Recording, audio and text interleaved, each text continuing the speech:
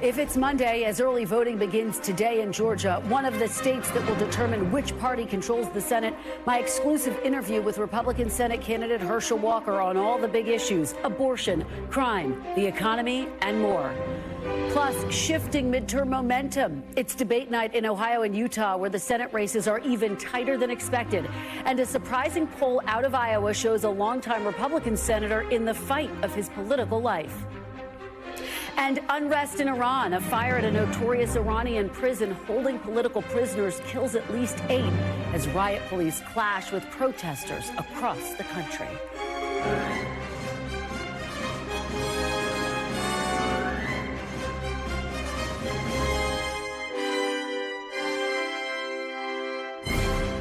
Welcome to Meet the Press Now. I'm Kristen Welker. With just 22 days until Election Day, this week will be packed with more high-stakes debates and more high-profile campaign surrogates hitting the trail, all as early voting gets underway in more places, including Georgia, where voters can cast their ballots starting today, and which is home to one of the most competitive and combative Senate races this year.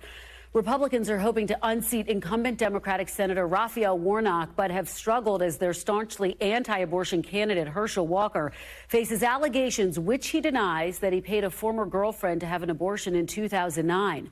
I sat down exclusively with Walker in his hometown. We presented him with documents provided to us from that former girlfriend that she says are a copy of a $700 check that Walker gave her to pay for the abortion, and a receipt from the medical center dated just days earlier where she alleges it took place.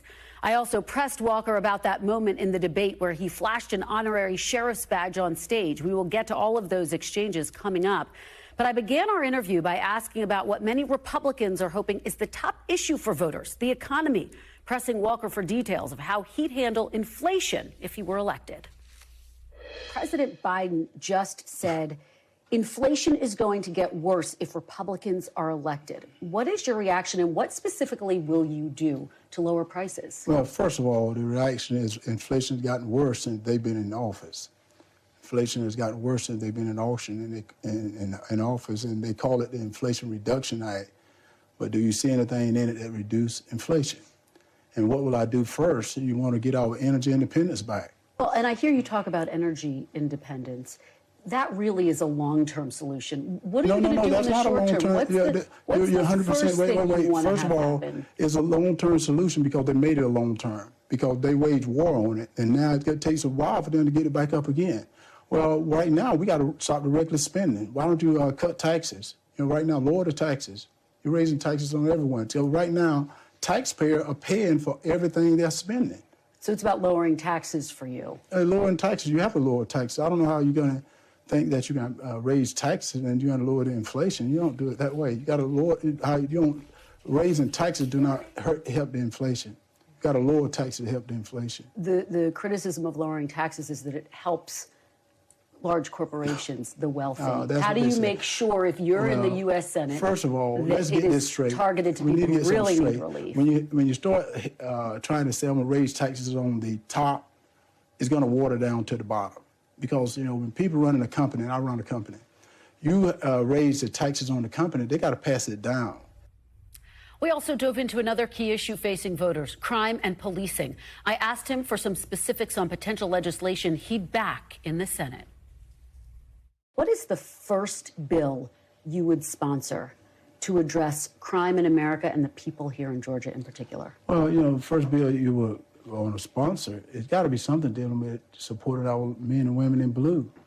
So what does that look like? Is that more funding? What would you do? I have no idea what it's going to look like. Safer streets across this country. Like I said, get behind our men and women in blue. What it's going to look like, who knows? But we have to get something back where we have law and order. We have to get something back where we have some unity, because criminals not afraid of our police anymore. Should they be banned, chokeholds? Certain chokeholds that probably need to be banned. Okay. They probably need to be banned. But now let's talk about, should they have the disrespect for officer that they shoot officer, ambush officer? What should we do about it? What you tell me. No, you tell me, because you're running for Senate. What would you do as a U.S. Senator? Accountable. What about no knock warrants? Are you? Is that something that you would? Police are not the problem. We keep wanting to blame police. This is a country that we have law. And the reason I ask you about this is because these are some of the key things that have been debated as a part of the because they keep debating over the wrong thing. Reform legislation that has been debated in Washington for quite some time. If you're in this U.S. Senate and someone asked you, would you support no-knock warrants? Yes or no? Are you opposed? Would you vote for something that? See, I love to look at it. See, that's the problem. I love to look at it. I love to look at it. I want to support anything that's going to keep everyone safe. Citizen and police. Citizen and police safe. Because I said, and we can't blame police. And that's what people keep doing. And on the issue of an abortion ban, I tried to get some clarity on Walker's position and what, if any, exceptions he supports. You said you support the Georgia heartbeat law, which does have some exceptions. Yes. Early on in the race, you said that you were opposed to any exceptions for an abortion. So why the change? Well, it wasn't a change. I said I support life. Georgia is a state, respects life. I will be a senator that protects life. And what I said then, I said I support life. I will always support life. But I said I also support what the people's voice is. The people's voice is the Georgia heartbeat bill, which has exceptions in it. Well, I'm a senator for the people. Early in this race, though, you had indicated you don't want any exceptions. The heartbeat bill does have exceptions. I said I'm for life. I never said I didn't have an exception. I said I'm for life. And then I said, the governor has a great bill. The heartbeat bill is a great bill. It has exceptions in it. So to people who are watching and who may have concerns that your language might shift again around the edges. My language didn't shift. No, my language never shift. I say I'm for life. I'm always for life. You did initially say no. I said I'm for life. I said I'm for life. See, I said I'm for life. But I also said I'm for what the people want. I represent the people of Georgia. And I said that, and I don't know why we want to argue about that. The Georgia heartbeat bill has exceptions in it. And that's what the people want. And I said, I'll be what the people want. So you won't shift your opinion from that? No, if the people want that, that's what I want. But I'm for life. Now, as you heard in those clips, it was an hour-long interview, folks. On issues like the economy, crime, and abortion, there are still some key questions around some of those details. To that end, I asked Walker how he would work with President Biden and Democrats in what would likely be a closely divided Congress. This is what he had to say about that. Because if you are elected to the U.S. Senate, you are going to have to work with President Biden and Democrats in order to get anything done. That's right. So let me ask you, can you name one thing that President Biden has done that you support? One thing that he's done that I support. He eat a lot of ice cream. Is there anything policy-wise? Policy-wise that he's done that I support. You want to run down his policy? Because he's been doing a lot of things since he's been there. Executive orders, just like signing that student bill that I think was terrible. Common ground you think you could find with Democrats? But that's what's so funny. I'm willing to work across the aisle with any of them. I work with anyone for the people of Georgia, that anyone that's want to help. But can you name a bill that's going to help? Now, I'm not putting you on the spot, but give me something that within the Inflation Reduction that's going to help without taking money from their pocket and stuff that they're paying for. Let me go back to the original question, though. What's the one? Is there one thing? That's what I'm saying. I may have to think that President Biden has done. I may have to think about it. That's what I'm saying. And I'm sorry to tell you this. I may have to think about it because it seems like since he got into office, everything is going down the drain. Take a minute and think about it. Is there one thing? Okay, let me think about it. One thing that he's put in that I will agree with. That you would agree with. This is going to be a while. Walker's opponent, Senator Warnock, spoke to reporters today outside his polling place after voting earlier. Take a listen to what he had to say. I think what we saw clearly Friday night and last night is that my opponent, Herschel Walker, is not ready. The people of Georgia deserve a serious person to represent them at serious times. And I'm committed to doing that work. I've been very transparent about my life. I've meant what I've said what I've meant. It's an open book. He, on the other hand, claimed to be a police officer. He's not. Even though he produced a badge on Friday night, claimed to work for the FBI, he clearly did not. Claimed to be a college graduate, he's not. Claimed to be a valedictorian of his class, he was not. Claimed to have 800 employees in his business, he has 8. claim to have started a business that does not even exist. So I guess he expects the people of Georgia now to hallucinate and imagine that he is also a United States senator. He's clearly not ready. Joining me now from Georgia is NBC News correspondent Blayne Alexander, and also with me is Mark Caputo, NBC senior national political reporter. Thanks so much to both of you for joining me on this very busy Monday to kick things off. And Blayne, early voting has begun there in Georgia. I want to play just a tiny bit more of the interview because, of course, one of the key issues are false election claims of fraud. I want to play you. I did ask Herschel Walker about that. I want to get your reaction on the other side. On that claim, though, by former President Trump, he says the election was rigged and stolen. Going back to President Trump. President Trump not running. Do you disagree with that statement? No, Herschel Walker's running. President Trump not running. Not going to weigh in on the statement? No, it got nothing to do with me weighing in. President Trump is not running. Take Trump out of it for a second. Yes. Do you think the election was rigged, or do you think I have no idea, and I don't care. What I care about is this election coming up in November. That means winning this seat for the great people of Georgia. Blayne, Herschel Walker's reaction was fascinating because he really wouldn't go there. And it's worth noting he did say during the debate that he would accept the election results. But I wonder, you are there on the ground. You are talking to people as they go out to start this early voting. How large is this issue looming over voting that's getting underway today? You know, Kristen, I think that snippet there from your fascinating and fantastic interview with Herschel Walker really kind of speaks to the challenge that election officials are having. The ones that I've spoken with acknowledge that this is a very different environment. This is the first time that we've seen a major election here in the state of Georgia since Georgia really became the target of a number of election lies and conspiracy theories, and that, quite frankly, the environment rather, is different. So they're having to do some things differently.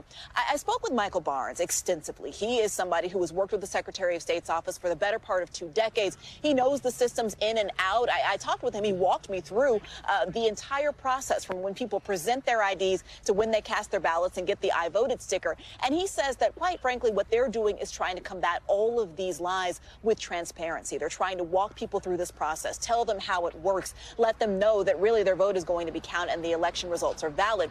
Now, as for your question as to what voters are thinking, I've spoken with a couple of voters who say they come out and vote early essentially as an insurance policy to make sure if there is anything that goes wrong, not talking about election fraud, but long lines or just any sort of hiccups in the process, they have time to fix it before Election Day itself. I want to play for you a little bit of my interview with Gabriel Sterling, though. He's somebody that we know has become a very high-profile person pushing back on those election conspiracy theories. And I asked him, how exactly do you run an election in this climate? Take a look. People are deliberately misleading people about how the system's worked in order to achieve a political end.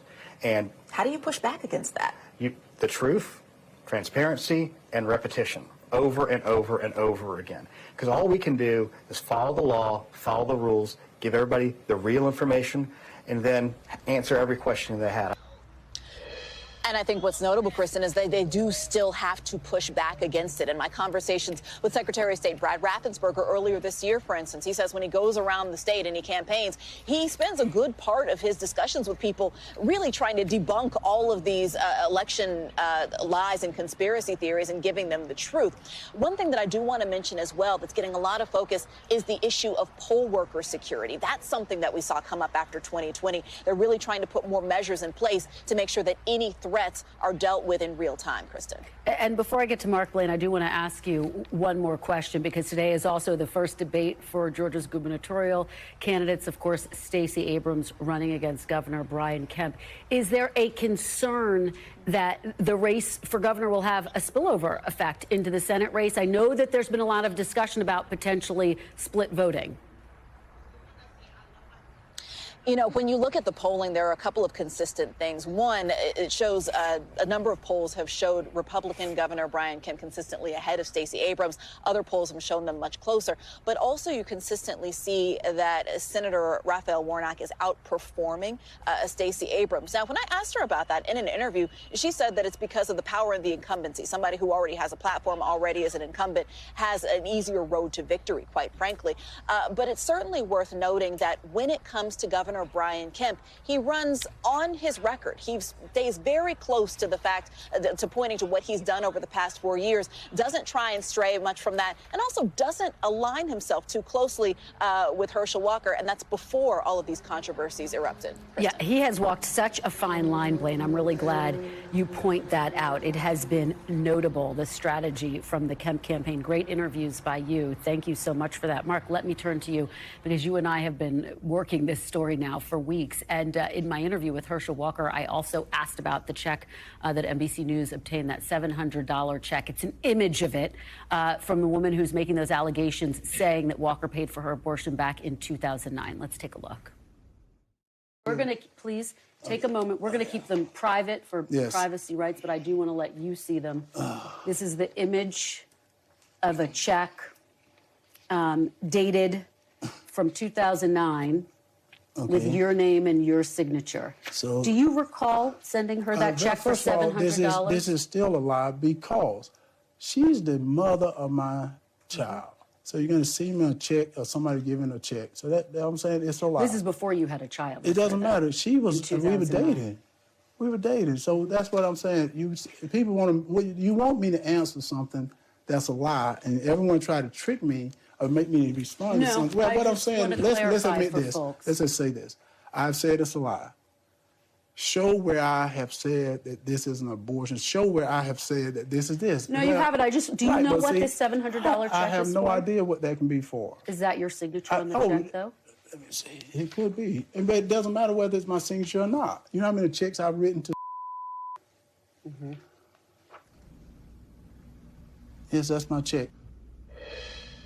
So, Mark, what do you make of that? And obviously, you've been working this story from all ends as well. Well, what I make of it is that there's a lot of kind of circumstantial evidence that this abortion happened. And, he paid money right around that period of time. So that's why he's having difficulty describing this or explaining it. Now, did it happen or didn't happen? I don't want to weigh in. I wasn't there. It was 13 years ago. But ultimately, I think both candidates are saying the people of Georgia are going to make this decision and they're going to make up their own minds. The Walker campaign is essentially calculating that, look, this stuff is baked in. And it didn't really move the needle that much, they say. There's some polling that bears it out. There's some polling that doesn't bear that out. What you saw at the debate on Friday night is this barely came up. The opponent, Senator Raphael Warnock, didn't spend a lot of time on this. And one of the more fascinating aspects, I thought, of the debate is here's a major Senate debate, and there was quite a bit of discussion of scripture and religion. You have the pastor, the Reverend Warnock of Ebenezer Baptist Church, and he was sort of outflanked in a religious abortion sense by the Republican Herschel Walker. So to the degree in which abortion came up here, it was within that context. And Walker certainly came very prepared for that debate. He was prepared to hit back on almost everything, but he didn't really have to here. So I imagine after your interview, which is pretty lengthy and documented, and I think this is the most extended amount of time Herschel Walker has talked about the evidence that suggests he knew about this abortion and has been able to make his case that, I don't know what more there is to say about this after more evidence coming out.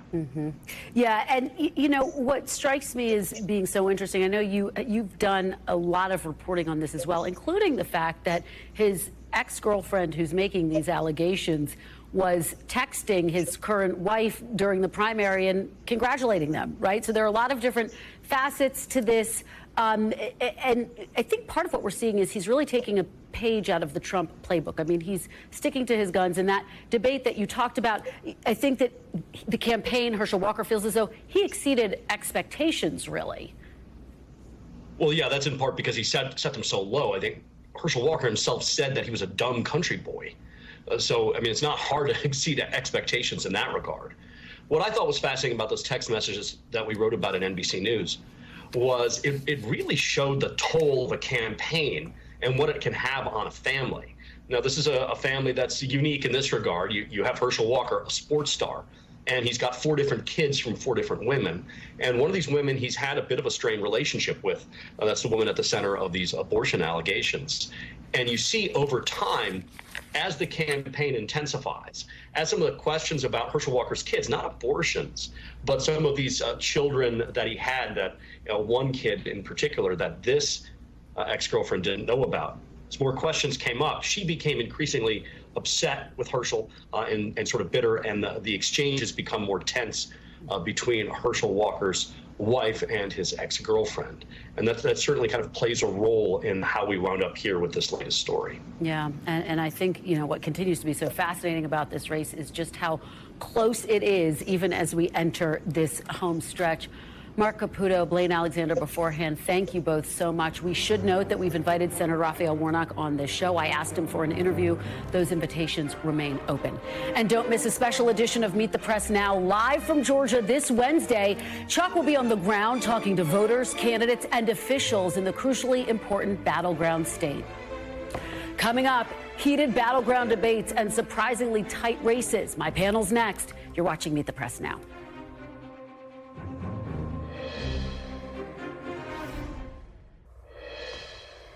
Welcome back. We've got big developments in 3 battlegrounds where Republicans find themselves in some unexpectedly close Senate races. In Ohio, Republican J.D. Vance and Democrat Tim Ryan will hold their second debate less than 3 hours from now as Vance continues to face questions about the strength of his campaign, despite running in a state that has been trending red for the last few election cycles. In Utah, Republican Senator Mike Lee and independent candidate Evin McMullin will also meet face-to-face tonight on the debate stage. A recent poll has Senator Lee with a narrow lead in a state Trump won by more than 20 points. McMullin told Chuck yesterday on Meet the Press that he wouldn't caucus with either party if he were to win 3 weeks from now. Listen. Well, look, the parties are going to decide who they choose to lead them. I won't be part of that as an independent. And whatever scenario, Chuck, the parties in Washington and others, they're going to have to figure out what this means for them on their own. I'm committed to maintaining my independence. I'm building a cross-partisan coalition. And talk about an October surprise in Iowa, a race that has not gotten as much national attention. Republican Senator Chuck Grassley appears to be facing his toughest re-election fight in 40 years. He leads Democrat Mike Franken by just 3 points, according to a new Des Moines Register poll. And joining me now to discuss all of this, my panel, columnist for the Boston Globe and an NBC News political analyst, Kimberly Atkins Stohr, founder and editor-in-chief at Pluribus News, Reid Wilson, and Republican strategist and president and CEO at the Republican Main Street Partnership, Sarah Chamberlain. Thanks so much to all of you for being here. We do have a lot to cover. I want to play a little bit more, if you'll allow, of my interview with Herschel Walker. In this exchange, we talk about his support among African Americans. It's hovering around about 10%, as well as those recent controversial comments by Senator Tuberville. Take a listen. I've been looking at some of the polls, and it shows your support among African American voters hovering around 10%. Why is that? Well, it's going to hover around 10%, but we wait to see what's going to happen. You know, they said it, you know, you're not going to get the votes, you're not going to get the votes. So I said, I'm going to win this election. And I'm going to win this election not for African American, not for white American, not for Native American. I'm going to win it for American people. You know, Senator Tommy Tuberville, Republican senator from Alabama, recently made some headlines weighing in on the issue of race. He said something to the effect of, they want reparations because they think the people that do the crime are owed that. What was your reaction to hearing that? Well, my reaction was, you heard Senator Warnock say that he crossed over with Senator Tuberville to get something done. Why did he not cross over with Senator Tuberville to sit down and talk to him and see exactly what you meant by that statement, rather than going to the papers? A number of people heard those comments by Senator Tuberville, and they thought they were racist. Did you share that concern? I think that's the thing. They thought they were racist. That's the reason why I said you sit down and talk to its source. Let you talk to the source. Kimberly, what's your takeaway on not just that exchange, but his reaction to his support among African-American voters, which clearly the campaign would like to make inroads with in that state? They do, and it's a non-answer, which is a problem for Republicans, frankly, because we have seen in recent years, particularly with black men, that Republicans have seen an opportunity to make inroads there, and he doesn't even seem to understand the politics of that enough to make that pitch. He just seems to be getting around the answer, saying, "Oh, I'm for everybody," and not really appreciating that. And I think that's why you're seeing Warnock, if he is not directly taking on these controversies, sort of, particularly in recent days, saying, look, this is a person who's just not ready for prime time. And that is his best pitch, not only to Democrats, but also to some moderate Republicans and independents. That's where you see the difference there, and that's where you see he's not really helping himself out. You know, Sarah, I thought it was so interesting that he said, I'm going to talk to Senator Tuberville, and he was very serious about that. He said, I'm going to do that before I weigh in on this controversy.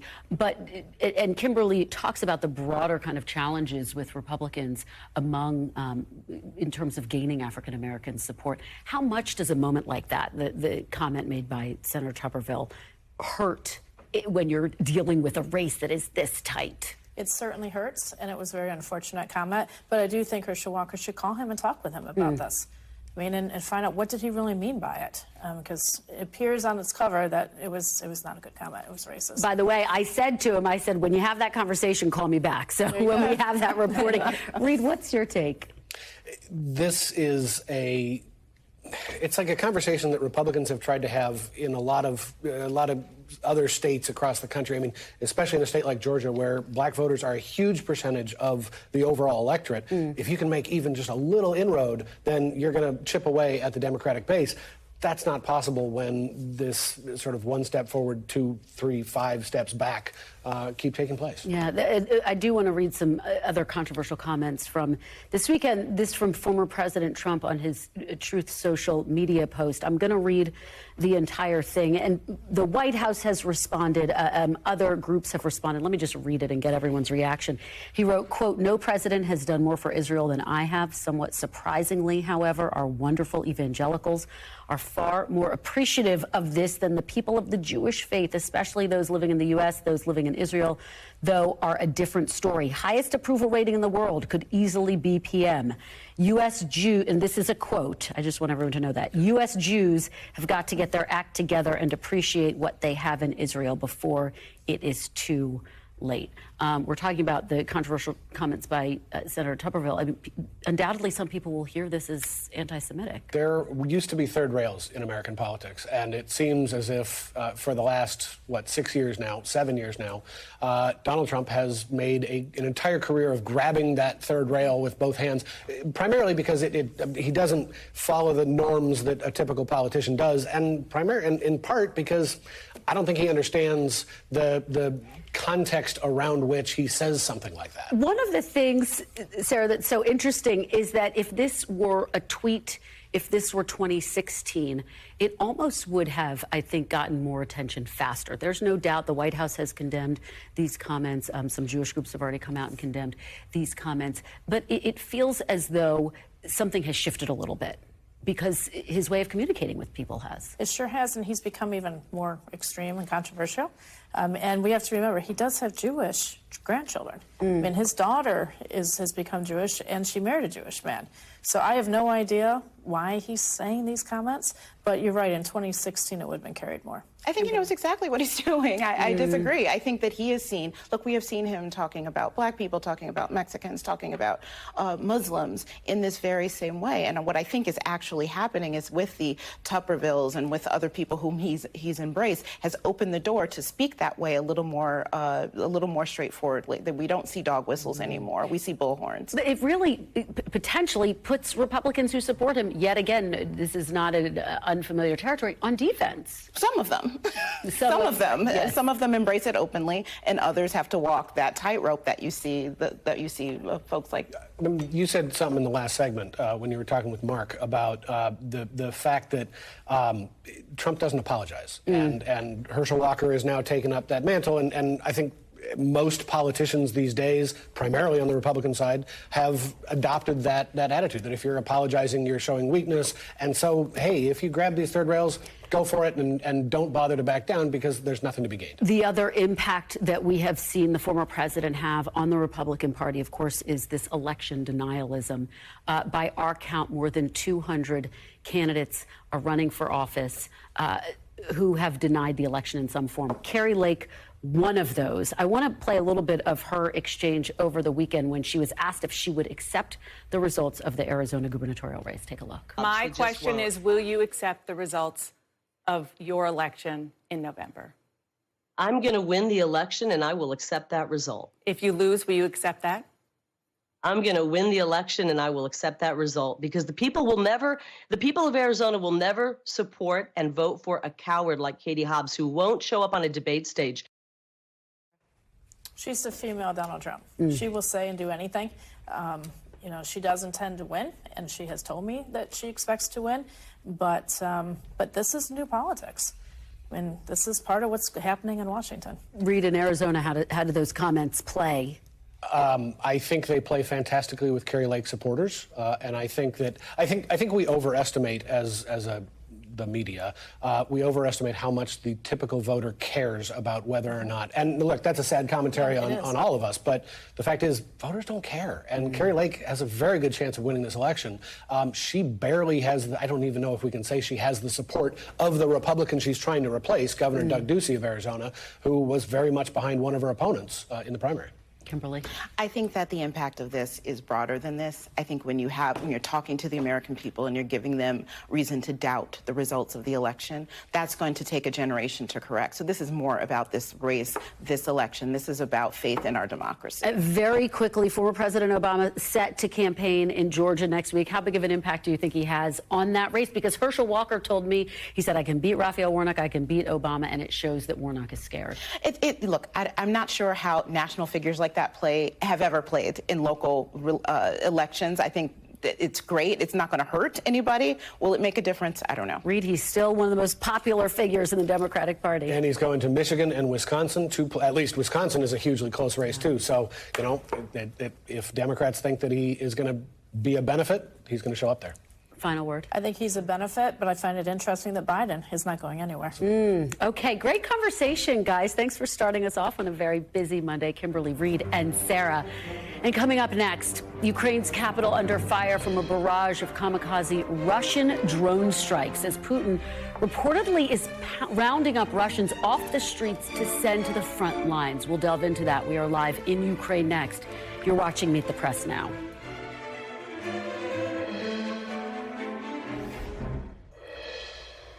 Welcome back. Ukraine's capital city of Kyiv is facing new attacks with kamikaze drones hitting both critical infrastructure and several residential buildings earlier today. According to Ukrainian officials, the explosions trapped civilians under the rubble and cut off basic services, including electricity. At least 4 people were killed, including a young couple, where the woman was 6 months pregnant.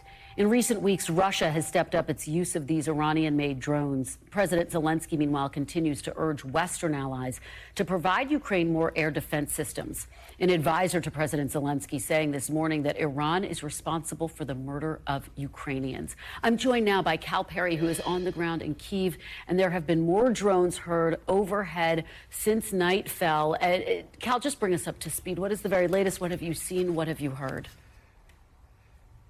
Yeah, so in the past hour, we've heard a number of explosions, including an anti-aircraft rocket firing into the sky behind me. It looked to be about 3 to 5 kilometers away, and it took a drone out. The government confirming then, about 20 minutes later, that it was 6 more drones that came towards Kyiv. That makes it more than 35 drones fired at Kyiv today. The first wave, Kristen, came right at rush hour. That's the video you're looking at here.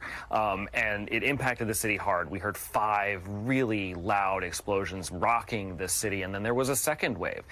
And the goal here, on behalf of the Russians, is to overwhelm air defenses, to send as many drones as they can at one time so that they all cannot be shot down, and they all weren't. As I said, 5 got through, killing at least 4 people, wounding 4 others, and collapsing the side of that building. The other thing that's happening here, Kristen, which is a new development, is people are trying to shoot the drones out of the sky. This morning when we woke up, the government was actually encouraging people to try to shoot them out of the sky. Fast forward to tonight, the government is urging people not to fire into the air, to leave it to the army and police. It's just another example of how things are changing so quickly here. Well, the reporting, the images are just so horrifying, and it, of course, recalls when this war first began, Cal. How are the people of Kyiv reacting to this? How are they coping with this? I think there's a great deal of fear in the city tonight. You can see how dark it is behind me. That's partly out of fear of airstrikes and partly because people are trying to conserve energy. There have been a number of infrastructure targets that have been taken out in addition to these civilian targets. And it was gut-wrenching today to see rescue workers trying to find survivors in this rubble. And just you know, as an example, we know what the Russians were trying to hit. I'm not going to get into details about it, but we know what it is they're trying to hit. And for 5 days, they've missed the target, this infrastructure target that they're aiming at, and instead they're hitting residential buildings. And so what people here are saying, and many of them are sheltering tonight, is it doesn't really matter if the army that you're fighting is incompetent or cannot properly target things. They're just as deadly. And that's what we're seeing play out on the ground here. We're seeing Russia lash out, hitting residential areas, hitting hospitals, hitting schools, and continuing to kill civilians here on the ground, Kristen. And as we have been reporting, Vladimir Putin, if you talk to U.S. officials, military experts, increasingly feels backed into a corner. And that is part of why we're seeing what's playing out in Kyiv. Is this being perceived as an actual shift in strategy by President Putin? You know, I think what people here feel is like they can't win. There is no win here because they make these battlefield gains, right? So you have the Ukrainian army pushing the Russians back in the east, pushing them back in the south, breaking through the lines, video of Russian soldiers abandoning their post, and then the reaction is, again, the targeting of civilian areas, and not just with cruise missiles, which are expensive, but now with these cheaper drones, right? Cheaper drones that are just as crude, that are just as effective at killing people, but don't have the targeting system. So Ukrainians feel like there's no way out of this, that Putin's just going to keep lashing out. And then, of course, hanging over all of this is the nuclear threat, right? Everybody here is talking about it all the time. It's completely bizarre. Everyone has a plan. People have iodine pills. They know what time their friend's going to pick them up, where to meet them, how to get out of the city.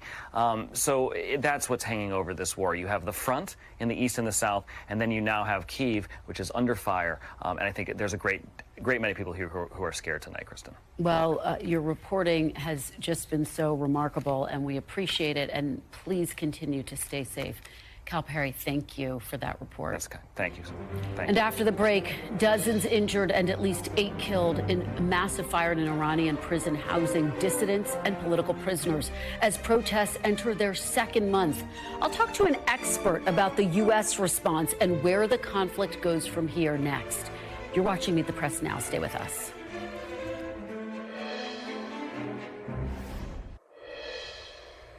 Welcome back. Iranian officials say at least 8 people are dead and dozens more are injured after a large fire ignited in Tehran's Evin prison this weekend. The prison is infamous for holding anti-government protesters and political prisoners, including Americans.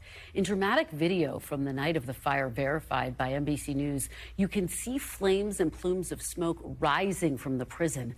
Gunshots and screams can be heard from inside the facility. Horrifying video there. Yesterday, the U.S. State Department said it is closely monitoring the situation, announcing today that all American prisoners are accounted for. But many details surrounding the fire still remain unclear. Iranian officials claim the fire was started by prisoners setting fire to uniforms. NBC News could not verify those claims, which come as anti-government protesters enter their 5th week in response to the death of Mahsa Amini yesterday. Marked 1 month since Amini's death while she was in the custody of Iran's so-called morality police. I'm joined now by Karim Sadjadpour, a senior fellow focusing on Iran at the Carnegie Endowment for International Peace. Thank you so much for joining me. I really appreciate it. Thank you so much. Can you give us some context around this prison fire? What is the significance and what have you learned about what has happened so far?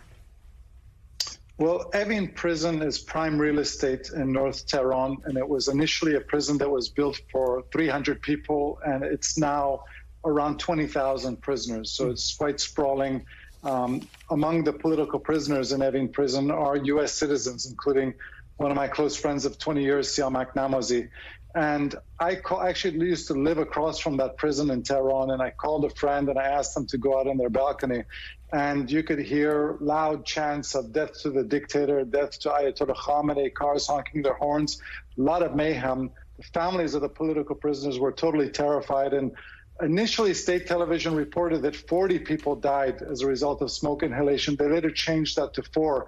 I suspect it's going to be some time before we really find out what happened inside that prison that night. Well, you take me to my next question, because do you trust any of the information that is coming out right now about this? How do you expect we will find out exactly what happened here and what the death toll actually is? We can't trust official state media to tell us the truth about what happened.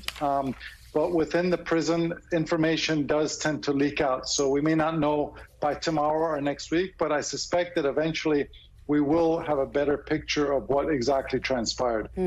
Well, and as I reported at the top of this segment, yesterday marked 1 month since Masha Amini's death. What does it tell you that the demonstrations are still continuing several weeks in, despite the crackdowns? They are ongoing, and the people who are protesting seem undeterred, quite frankly. Does this feel different from past moments of protest? It does feel different. I mean, among the things this tells us is that there is perhaps no country in the world with a greater gap between the regime and society than Iran. You have a regime which in many ways resembles North Korea, and you have a society which aspires to be like South Korea. It's a regime led by geriatric, reactionary old men. It's a society of young, modern people. And so we've known for a long time that young Iranians want a fundamentally different system. In the past, their attempts at reform and change have been crushed by the regime. This time around, it appears the protests do have legs because it's among a wide array of socioeconomic groups throughout Iran, not just in urban areas. You know, I wonder what you make of the U.S. response, because President Biden has been asked about this.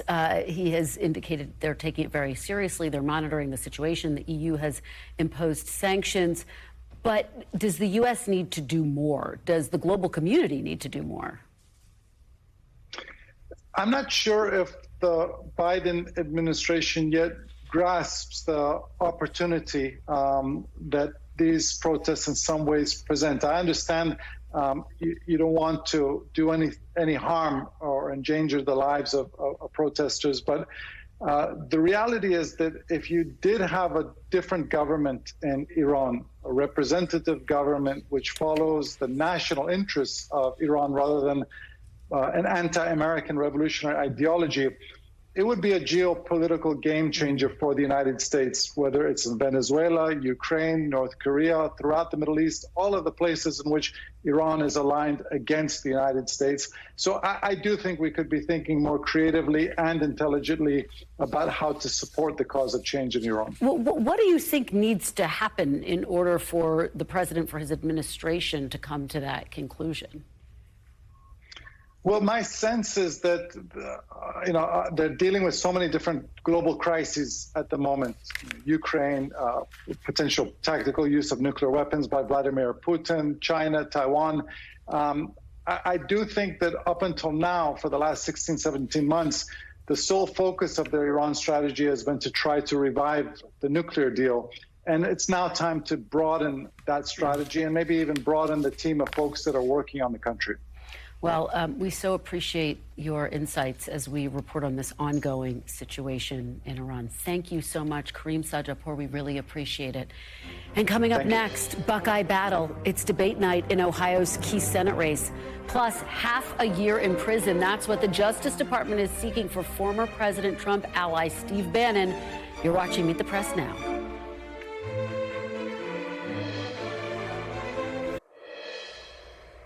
Welcome back. The Justice Department is asking a federal judge to sentence Steve Bannon to 6 months in prison for refusing to cooperate with the January 6th committee. The DOJ filed its sentencing memorandum today ahead of Friday's scheduled sentencing. Bannon was convicted of contempt of Congress for refusing to comply with a subpoena. He's set to be sentenced on Friday. NBC's Ken Delaney joins me now. So, Ken, great to see you. What are the chances, do you think, that Steve Bannon will actually wind up spending some time in prison? It does seem likely at this point, Kristen, that Bannon will spend at least some time in a federal facility, given the blistering nature of this sentencing memo that prosecutors have filed in this case, saying he absolutely thumbed his nose at the legal system here. Now, his lawyers have asked for probation, and they've asked that if he is sentenced to confinement, it should be at a halfway house.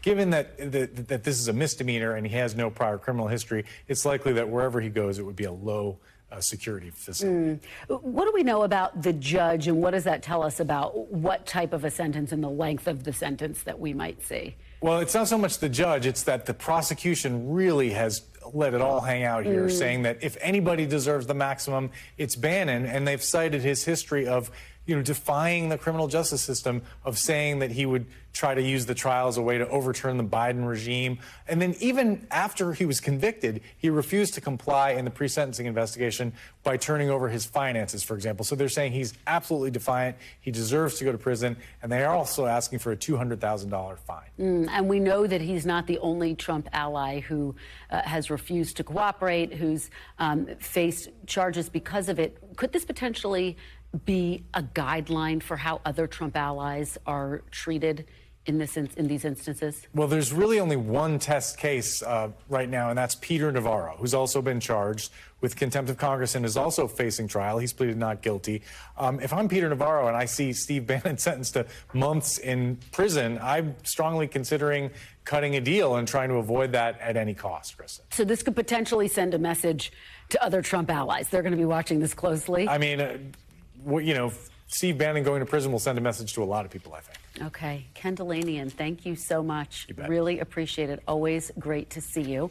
And also, we are, of course, tracking the midterms. As we've been talking about in the fight for the control of Senate, we're just a couple of hours away from the second and final Ohio Senate debate, where Democrat Tim Ryan and Republican J.D. Vance are locked in a closer than expected contest.